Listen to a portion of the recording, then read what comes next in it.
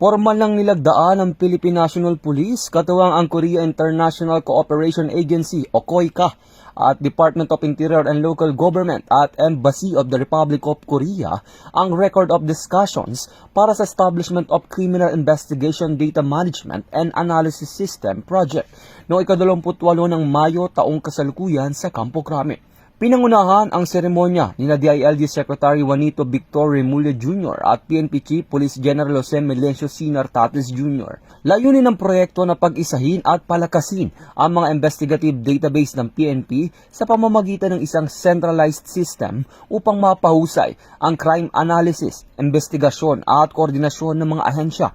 Ayon sa mga opisyal, malaking hakbang ito sa digital transformation at modernization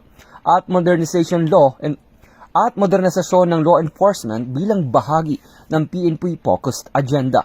Ito ang bagong PNP para sa bagong Pilipinas. Serbisyong mabilis, tapat at nararamdaman.